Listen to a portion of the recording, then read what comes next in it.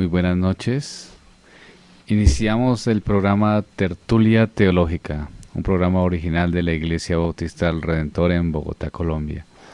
Seguimos con el académico Joel Salman hablando sobre la historia del cristianismo. Esta vez estaremos hablando de lo que sucedió después de la Reforma o la posreforma. Hermano Joel, buenas noches. Muy buenas noches. Hermano, entonces continuamos en el avance que tenemos después de lo que habíamos quedado, ¿verdad? Sí, ok, listo, gracias. Entonces la pregunta hoy es ¿qué sigue después de la Reforma? Y quiero hacer unas observaciones más panorámicas de la época que en los estudios de la historia de la Iglesia se le llaman la Iglesia moderna. Estamos hablando de lo que son los siglos XVIII, XIX y XX, no en forma bien detallada, en forma más panorámica. Hemos estado viendo los dos siglos de la Reforma, esos son los siglos XVI y XVII. En el siglo XVI se consolidó la Reforma protestante. El cristianismo europeo, a consecuencia, se fragmentó y surgieron estados políticos, confesionales. Hubo una fragmentación política a la misma vez. Un estado confesional es un país que confiesa una sola religión. Es un país con una religión establecida, es decir, la religión aprobada y aprobada por el gobierno. Y es lo que tienen durante el siglo XVII y XVIII las naciones de Europa, y algunas aún la tienen. Y esto no es desconocido en Colombia. En Colombia, en 1986, tenían una constitución que declaraba que Colombia es un país católico, apostólico y romano. Y eso es una religión establecida, apoyada y aprobada por el gobierno. Esto es lo que sucede en Europa, solo que tienen y no solo países católicos, pero también tienen países protestantes. Y esa es la gran diferencia entre los estados europeos y uno de los estados que está emergiendo en Norteamérica en el siglo XVIII, comúnmente llamado los Estados Unidos o Gringolandia. Este tema del establecimiento de la religión es un tema principal en esta era que vamos a ver desde la Reforma. Libertad de religión es uno de los principios motivando el establecimiento del territorio de Pensilvania, que es donde yo vivo. Llegan a esta parte central de la costa del este del continente norteamericano toda clase de sectas perseguidas a Pensilvania, huyendo de los estados confesionales con su religión establecida en Europa. Vemos entonces en los Estados Unidos a la misma vez un estado sin el establecimiento religioso, muy distinto al estado de Massachusetts, más al norte, por otro lado, donde están los puritanos congregacionalistas. Ellos tienen un establecimiento, solo permite ser de la religión de ellos. En Pensilvania es distinto, se puede ser de cualquier religión. Eso está creciendo en el siglo XVII en los Estados Unidos. A medida que los años se logra en las colonias inglesas de Norteamérica un país sin religión establecida. Y eso tiene que ver con la revolución aquí en los Estados Unidos. Parte de la revolución es que no querían tener una religión establecida. Es uno de los logros por la cuales algunos participaron, como los presbiterianos, porque no querían estar al margen de la sociedad. Con libertad religiosa se incorpora hasta en los Estados Unidos muy temprano, se incorpora hasta la minoría judía. Buscan incorporar los judíos hasta permitirles tomar parte en el gobierno y no excluirlos por su religión, aquí en los Estados Unidos desde muy temprano. Entonces ese es un tema que vamos a manejar porque vamos a mirar mucho la historia de los Estados Unidos. En Europa es otro tema porque está el establecimiento religioso. Ese establecimiento causó grandes problemas en la primera mitad del siglo IX, los años 1800, en Europa. Las sociedades de esos países con su religión establecida van cambiando, obviamente, a medida que la cultura europea avanza a través de lo que es la ilustración, el romanticismo, los avances científicos que llevan al uso de máquinas mejores y la revolución industrial. En tiempos, la iglesia establecida desde hace 200 años, ¿verdad? En el siglo XIX ya llevan desde el siglo XVII establecidos, es como una división. La iglesia es como una división o ministerio del gobierno, es parte, digamos, del ministerio de religión, que es lo que tienen esos países en ese momento. Como todos sabemos, el gobierno es algo que necesita ser actualizado, tiene que responder, o sea, el gobierno no puede seguir con las mismas estructuras por 200 años, algo se tiene que actualizar, ¿verdad? Tiene que responder a los cambios en su sociedad, y esto requiere cambios también en una iglesia, que es parte del gobierno. Los cambios sociales que ocurren requieren quienes se ocupen de la nueva pobreza urbana. Ese es uno de los grandes cambios. Están creciendo las urbanizaciones en todo este tiempo, pero realmente se disparan en el siglo XIX. Y cuando se disparan las urbanizaciones, se dispara la pobreza urbana. Y entonces la pregunta es, ¿quién va a levantar iglesias en donde se está expandiendo esa población de pobres? ¿Quién paga por esa iglesia? ¿Quién la quiere poner? ¿Quién quiere trabajar ahí? El problema es, una iglesia, en este momento para esas iglesias establecidas, es que una iglesia del Estado no está bien ubicada siempre para responder a las nuevas cosas. ¿Por qué? Pues por ser parte del establecimiento busca prestigio y quiere mantener su posición y no busca sacrificio naturalmente, ¿verdad? Si tiene una catedral en el centro de todo el país, pues eso requiere mucho dinero y se quiere mantener y tiene que estar eso bonito y si no hay suficientes fondos, pues no se dedican a levantar una iglesia en donde están los pobres, sino a mantener la iglesia prestigiosa en el centro del país, ¿sí? Es decir, tienen poca motivación para ajustarse a los cambios sociales. También quiere decir que necesita mantener las iglesias espléndidas, los centros, esos centros de prestigio y poder, y no tiene la motivación para invertir en nuevos edificios en barrios pobres. ¿Qué es lo que le faltaba a Europa en el siglo XIX? Eso está creciendo. Eso también ocurre en el siglo XVIII, pero es más agudo en el siglo XIX. Como es parte del gobierno, la iglesia en esos países recibe su economía de los impuestos. ¿Quién entonces tiene motivación para meter recursos a la iglesia en donde no se luce? Un político no tiene esa motivación, ¿sí? Quizás lo hace porque se ve bien, pero si no se ve bien, no lo hace. La iglesia establecida se vuelve entonces una iglesia bien complicada. Y es por este tema que surgió el tema de la espiritualidad de la iglesia. Y preguntaron, ¿cuál en verdad es la misión de la iglesia? ¿Será que la iglesia existe para mejorar las condiciones socioeconómicas del pueblo? Preguntaron. Muchos, leales a su estado, a su país, a su estado nacional, decían que sí, lo afirmaban. Decían que la iglesia sí existía para mejorar las condiciones socioeconómicas de su país, porque es parte de su gobierno, entonces, ¿cómo no lo va a hacer?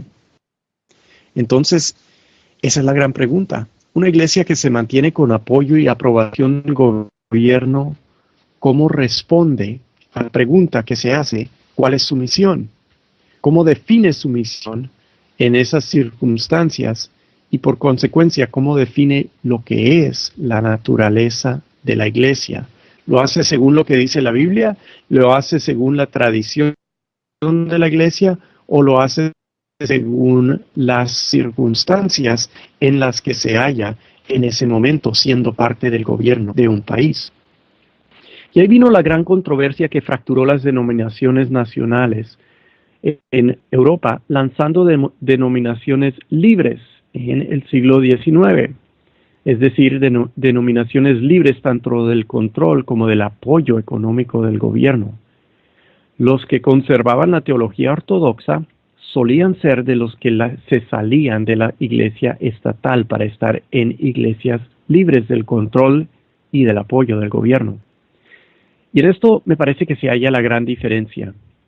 Una iglesia libre hace lo que se puede en cuanto a los problemas que la rodean, pero una iglesia estatal, lo que el gobierno le dicta, hace lo que el gobierno le da para hacer. Y en todo esto vemos una fracturación.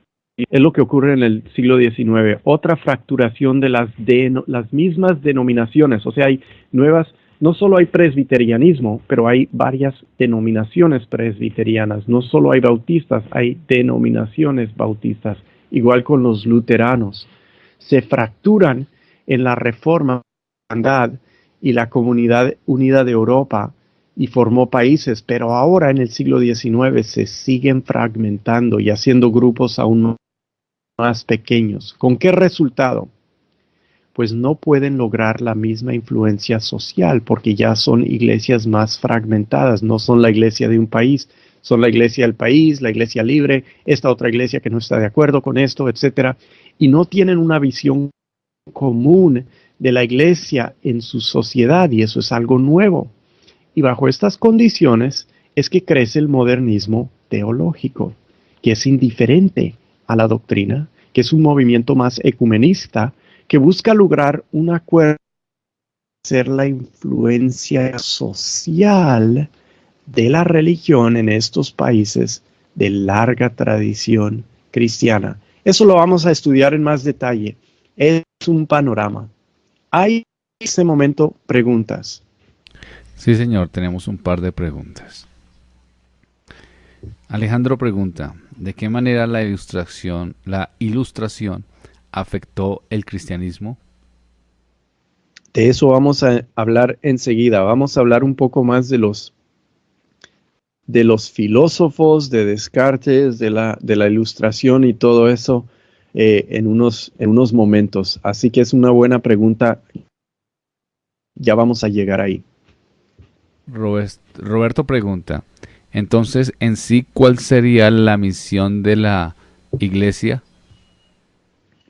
Esa es una buena pregunta, Roberto. O sea, yo lo que estoy haciendo ahora, estoy diciendo, mire, en ese momento se empezaron a preguntar, ¿será que cuál es la misión? ¿Será que es esto o es el otro?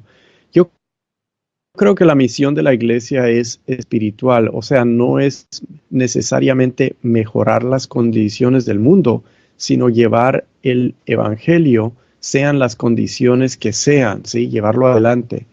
Y uno de los argumentos que se puede hacer en eso es cuando uno mira el Nuevo Testamento, por ejemplo, tenían malas condiciones sociales, tenían esclavitud.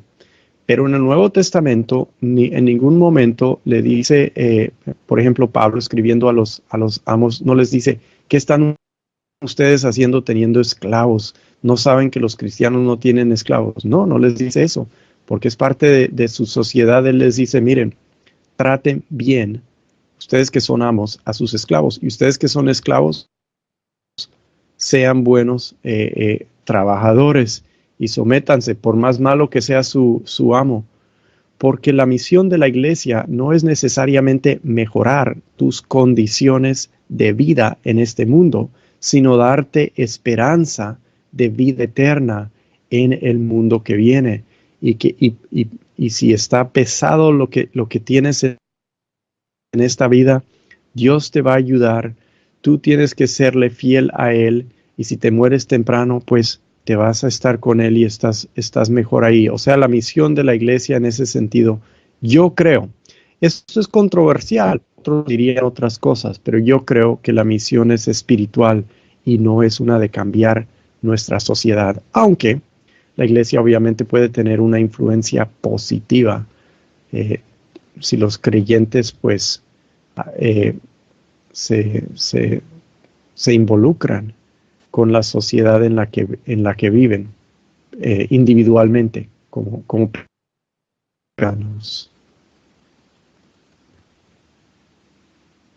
Edgar hace un par de comentarios. El primero, yo creo que está mal unir el Estado y la Iglesia, pero eso es diferente a unir el cristianismo o la religión al Estado. En Colombia, los cristianos, lamentablemente, en la Constitución del 91, lograron que el Estado se metiera en la vida de la Iglesia. Entonces tenemos ciertos privilegios a cambio de cosas no tan buenas. Sí, lo que Joel está diciendo básicamente, hay muchos que han luchado para que el cristianismo de alguna manera cambie la cultura donde vive, pero finalmente casi como que eso no se logra y terminamos a veces en situaciones adversas, ¿no? Creo que estamos de acuerdo en el sentido de que la misión de la iglesia, aunque afecta a la sociedad, no es lo primordial, sino es espiritual. Sigamos entonces, hermano. Ok. Entonces, esa es la controversia de la era de las revoluciones, del principio del siglo XIX, que se dio paso a la controversia de las últimas décadas del siglo XIX y las primeras décadas del siglo XX, que es cuando vemos surgir el modernismo teológico, que es la adaptación de la doctrina de la Iglesia a la filosofía moderna y secular, buscando en la religión hallar comunidad o enseñanza ética o ideales sin doctrina. Y podemos decir que lo hacen por encontrar algo que puedan tener en común, alrededor del cual puedan cooperar para hacer un logro en lo que es su sociedad. Y yo creo que el modernismo teológico es la respuesta, vamos a mirar todo esto con más detalle, pero es la respuesta a una crisis de fragmentación de las denominaciones y así del poder de las iglesias estatales, ante la cual se busca recuperar la influencia de la religión en sociedades preocupadas por su rumbo secular. Y hay muchas formas en las que la gente se preocupa. Los fundamentalistas también están en ese momento preocupados por el rumbo de su país. Y con esto hemos echado una mirada panorámica sobre lo que queremos examinar con más detalle. La Reforma, resumiendo, fracturó una sociedad unida que era el cristianismo europeo. Europa no tenía realmente, o sea, tenía varios nobles, varios reyes, tenían regiones, pero no eran naciones como lo fueron después de la Reforma. Y todos estaban bajo el Papa, estaban unidos como una sociedad cristiana. La Reforma lo fracturó. Entonces buscamos entender cómo se desarrolla esta situación desde la Reforma hacia nosotros. La filosofía también cambió en esos momentos y con eso cambió la educación y el interés de la gente educada. La teología fue el centro de la universidad en las edades medias porque la teología era parte de la razón por la que se forman universidades y las universidades, o sea, la Universidad de París comienza con una facultad exclusivamente de teología y muchas otras. Pero han aumentado y ahora están estudiando ciencia aplicada en el siglo XVII y moviéndose hacia el XVIII.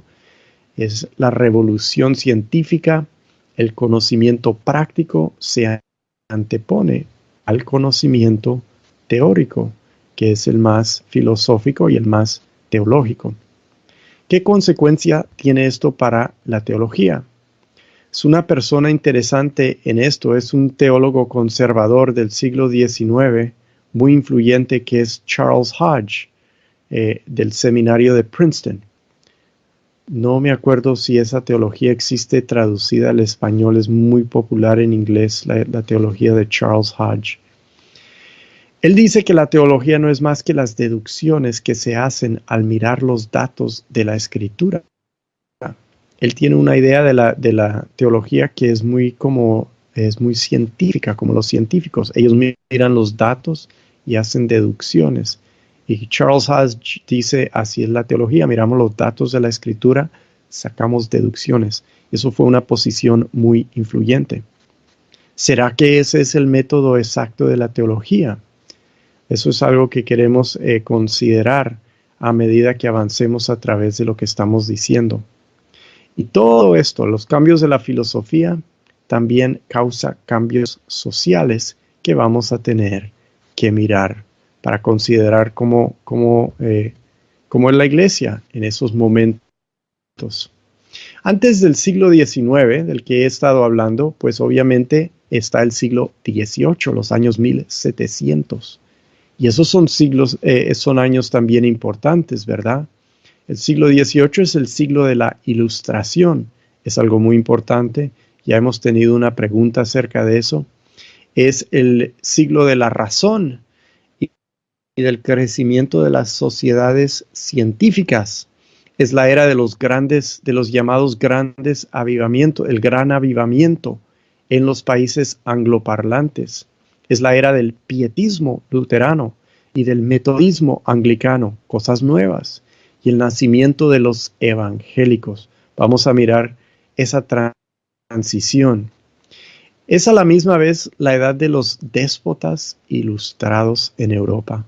Luis el XIV en Francia, un déspota ilustrado, un rey con grande poder, pero considerado un déspota ilustrado por la ilustración, por la razón, porque su corte era muy filosófica. Está en la Casa Borbona en España, Federico el Grande en Alemania, José el II en Austro-Hungaria, seguido por Leopoldo ahí, déspotas ilustrados, y en Rusia estaba Pedro el Grande. Es importante para el estudio del cristianismo en Francia la consideración que el rey fue uno de los déspotas ilustrados más poderosos y espléndidos que hubo. Es decir, el poder del rey era enorme y era bien centralizado el país, y eso tiene consecuencias para el cristianismo en Francia. Esta época del siglo XVIII fue la era de los jesuitas. También fue la era de los jansenitas, esos calvinistas católicos que hemos mencionado. Fue la era de Voltaire y la nueva idea de la enciclopedia. Francia en este siglo estuvo en el punto máximo de su poder, y al fin del siglo XVII y al comienzo del siguiente, al fin del siglo XVIII y al comienzo del siguiente, Francia se entregó a una serie de revoluciones que al fracasar rindieron la figura de Napoleón Bonaparte, y todo esto gradualmente condujo a la debilidad que sufrió en la catástrofe de las guerras mundiales del siglo XX. Sí, o sea, cuando estudiamos la historia, todo eso se ven las conexiones, y eso tiene un impacto en la iglesia. Inglaterra, por su parte, en el siglo XVIII, va a perder 13 de sus colonias norteamericanas al fin del siglo XVIII, y no obstante, en el siglo XIX va a llegar a ser un poderoso imperio naval en todo el mundo, el país más poderoso del siglo XIX. En el siglo XVIII es un siglo en el cual, como nos ha llegado la pregunta, la filosofía tiene un alto impacto. René Descartes, por ejemplo, estuvo en el siglo XVII. Él fue un contemporáneo de la primera generación de bautistas particulares, nuestros antecesores. René Descartes murió en 1650. Él fue un soldado aventurero que aprovechaba las largas y aburridas pausas entre acción que caracterizan la vida militar para pensar. Él aprovechaba para pensar y luego viajó, se salió de ser soldado, viajó, habiéndose dedicado al aprendizaje y la filosofía. Aunque entiendo que no era gran lector, le gustaba pensar y escribir. René Descartes siguió toda su vida un católico, aunque mucha de su vida la vivió en Holanda entre protestantes. Él vivió durante las guerras de la religión que se libraron como resultado de la Reforma en Holanda, y él quizás por eso buscó un conocimiento no basado en fe, sino en duda. Eso es lo que hizo René Descartes. Él resolvió dudar todo. Es lo que famosamente él escribió y él dijo, yo resuelvo dudar todo. Esa fue su metodología. Antes, el conocimiento se basaba en la fe. Él dijo, no, ahora se va a basar en la duda. Yo voy a dudar todo y así busco certeza. Descartes está abandonando el principio de buscar certeza en lo que se cree, en lo que se revela, en la autoridad de Dios. Y las razones por querer proceder como él lo hizo se tienen que buscar en las altas edades medias cuando hay un cambio en la epistemología, que es la disciplina que trata el pensamiento filosófico en cuanto al conocimiento, cómo conocemos, qué se puede conocer. Así que hay un nuevo parecer acerca de lo que es la realidad que se llevó a cabo en las edades medias y la metodología basada en la duda de Descartes como método científico de basarse en experimento, igual a eso, de pensar sobre el mundo de las apariencias físicas como la realidad, es lo que resulta. Porque echándonos muy para atrás, vemos que en el primer milenio de la iglesia la realidad se creía es invisible. Esto establece la prioridad de la fe. Hay que creer, hay que usar ojos que no son los ojos físicos, ojos no del cuerpo, para discernir las cosas creadas, el eterno poder y la deidad de Dios y todo eso. ¿Sí? Creemos, decían los teólogos medievales, para poder entender. Y ahora Descartes está diciendo, no, yo dudo para poder tener certeza y entender. Así que eso es un cambio que resulta que lleva hacia la ilustración. ¿Hay preguntas hasta ahí? Sí, señor. ¿Descartes manifestaba una fe cristiana? Sí, él siempre fue un fiel católico. Él pensó que lo que estaba haciendo es apoyando la fe católica, pero vemos que lo que está diciendo, quizás él no es, o sea, quizás no representa un hombre que está atacando la fe, pero él está representando un cambio que se siente generalmente y lo vocaliza, lo articula, lo dice, que empieza con dudando todo y busca certeza en duda en vez que en fe, aunque no, o sea, lo que él está haciendo no es necesariamente en su parecer atacar la fe. Listo, hermano, sigamos adelante. Entonces Descartes dice que una duda como práctica metódica rendirá mejor certeza. Y eso dio dos resultados. En el continente, en Francia principalmente, resultó un racionalismo. ¿Cómo podemos saber, según el racionalismo? Si nos basamos en certeza que comienza en un rechazo de la fe, ellos dicen, aún podemos razonar. Es lo que hace Descartes, razona. Sin embargo, el problema con el racionalismo no es que rechaza la fe, es que rechaza la fe cristiana por una fe secular. Es una fe en el pensamiento humano, ¿sí?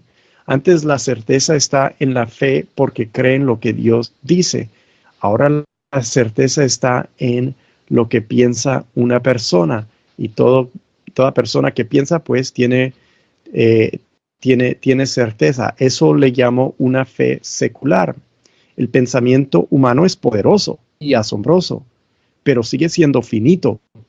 Y siendo finito no es suficiente. Ese es el problema que yo le hallo al racionalismo. Pero este racionalismo es parte de la ilustración que eventualmente se logra. Los límites de la razón humana se comprende. El racionalismo dice que el humano sí es finito. Entonces, la ilustración dice que solo podemos conocer ciertas cosas y de lo demás no podemos hablar. ¿Qué es lo demás? Lo que conocíamos por fe, por revelación de Dios, que no, o sea, no es superior al pensamiento humano.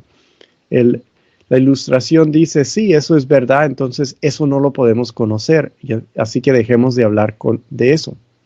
Así la Ilustración trazó límites para que el ser humano se concentrara en lo que según este nuevo parecer le pertenecía. La religión llegó a ser algo que realmente no interesaba a la gente seria y pensadora mucho. Les interesa la parte práctica y les interesa la parte ética, pero no les interesa la doctrina y teología tradicional, porque dicen ellos, pues eso no es parte de lo que podemos conocer con certeza, basado en el pensamiento humano, basado en dudar todas las cosas. Son cosas que quedan más allá de los poderes racionales del ser humano, decían, y no lo decían sin razón, ¿sí? Lo que nos revela la Biblia, las cosas de Dios son más allá de los poderes racionales del ser humano, pero, y eso es lo que la Ilustración trae una duda que nos desconecta de esas cosas que antes estaban porque la gente lo creía y ahora lo dudan. Este parecer llevará al romanticismo, el racionalismo va a llevar al romanticismo, en el cual el sentimiento, el sentir, el corazón, más que la cabeza, podríamos decir, conecta al ser humano con lo que está más allá de su razón. Antes de avanzar al romanticismo, quiero un par de preguntas. Cristian dice, ¿por qué Descartes manifestó una fe en el Señor y argumentó desde el punto de vista racionalista la existencia de Dios? Porque él vive en un mundo donde realmente no existe una persona que no tenga religión. O sea, es parte de ser una persona decente, es parte de ser una persona inteligente. Están saliendo del mundo medieval donde todos eran cristianos. Es en los primeros años de 1600, la Reforma han llegado, pero eso no ha dejado a nadie sin religión o con una religión que no sea cristiana. Todos en Europa piensan que el cristianismo pues tiene que ser verdad, pues por la cultura que llevan, por el impacto de lo que son la sociedad y sus estructuras, y realmente no, el ateísmo como nosotros lo conocemos no se ha levantado aún, y por eso lo puede hacer. Él piensa que con la duda está obteniendo certeza, sin quizás darse cuenta de pues lo que está haciendo en contra de la certeza que se obtiene por la fe. Yurani pregunta, ¿existe alguna disciplina filosófica más importante que otra? Esa es una pregunta muy interesante. No sé, yo supongo que porque me gusta mucho la filosofía de Platón, y es una filosofía que se basa mucho en la parte epistemológica, empezando con la epistemología, la filosofía de qué se puede conocer y cuáles son los objetos del conocimiento. Eso me parece a mí una de las más importantes, pero no sé si se pueda decir, si yo pueda comentar eso realmente. Tampoco soy filósofo, ¿verdad? Así que no sé si manejo esa parte bien. Carlos dice, la filosofía de Descartes fue un paso para el ateísmo. Claro. Si uno se resuelve, o sea que la certeza se obtiene a base de dudar, y se duda todo, pues lo que acaba, el racionalismo lleva al escepticismo, y el empirismo también llevó al escepticismo, y eso es lo que, o sea, ahí es cuando se metió Emmanuel Kant, como vamos a ver más adelante, y él tuvo que hacer unos cambios para que pudiesen seguir hablando en forma lógica y racional sobre estas cosas, porque lleva a la duda. y el escepticismo, y obviamente con eso el ateísmo. O sea, se deja toda clase de certeza atrás, aún se deja el creer en Dios atrás, se puede llegar a eso. Es decir, se reevalúa a Descartes y se descarta la parte donde él argumenta acerca de Dios y se centra en la actitud racional y de ahí se toma para ir avanzando hacia un escepticismo, ¿verdad?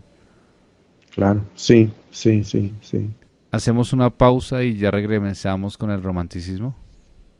Ok, Entonces, hermanos, en 2 minutos ya regresamos con Tertulia Teológica